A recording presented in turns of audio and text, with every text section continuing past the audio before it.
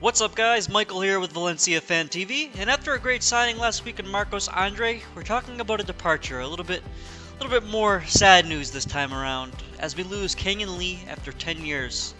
He started with Valencia at 10 years old, he's been here since then, he's now 20, and he's moving on for us for a free. I think to lose Lee for a free is pretty unacceptable. I don't personally think Lee is the greatest prospect in the world, I don't think he's that great of a player. But I know a lot of people definitely rate him highly, and to lose him for no transfer fee, in my opinion, is unacceptable. It's particularly concerning when you consider that less than a year ago, Valencia said they were going to be moving on from aging players like Parejo with high wages to focus on youth team development. And they specifically mentioned Lee as one of the big players. I know this is right around the time we lost Torres, and they were talking about how he had so many great players coming through, and Lee was kind of like the diamond in the academy, and a lot of people rated him as the highest prospect with Valencia. So definitely a bit of a sad day from all parties here. And this is setting up a little bit of a concerning trend for Valencia. We've lost our top two prospects 2 years in a row. Obviously, we lost Torres last year for 35 when people were saying he was potentially worth 80. And this year we're losing Lee for free when people were saying he's worth 10 to 15. So that's over about 50 million euros that we're losing that could be redeveloped for youth players or for players who are just established veterans. That's concerning, especially for a team that says they're going to be focusing on the youth academy. If you're going to be focusing on the youth academy, you need to make sure you're locking up your best players.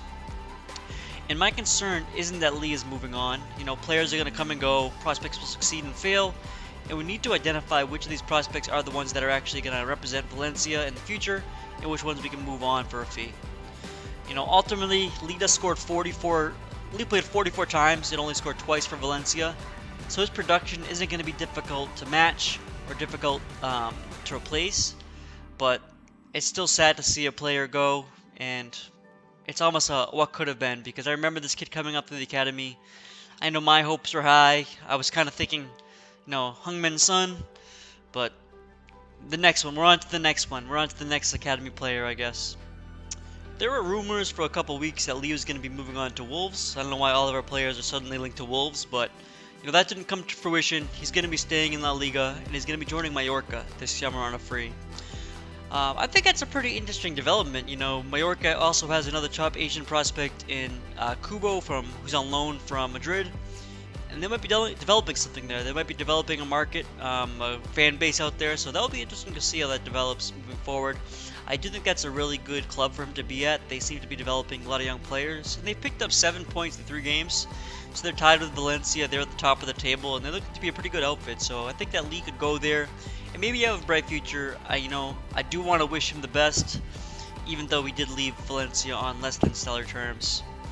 What I hope comes out of this is a better plan for these players. We've had some great youth players coming through the last couple of years, but nothing seems to come from them. A lot of these players are moving on. It's sad to see, and there needs to be a clear pathway to the first team for these guys. I think a lot of these players don't see that they have an option to make it with us, which is pretty insane in my opinion, because the team definitely has a lot of areas of opportunity.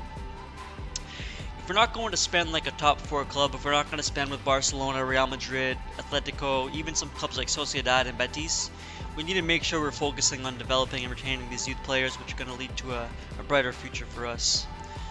And Valencia, they're admittedly in a tough situation, because we as fans, we remember the glory times. We expect Valencia to be competing at the top of the league every single year. If not for the title, at least for Champions League or Europa League. And they're not spending like that, so they're not getting the top end players. And they also don't want to play some of these youth players because they're going to take a short-term hit in theory when they play these youth players. So they're in an unenviable situation, but that's why they're in those jobs. They need to be the experts. They need to figure out how they're going to navigate those tough waters and lead us to success. That's my thoughts, guys. If you enjoyed the video, be sure to hit the subscribe button if you want to see more Valencia content. I put out stuff every single week. Alright guys, peace out.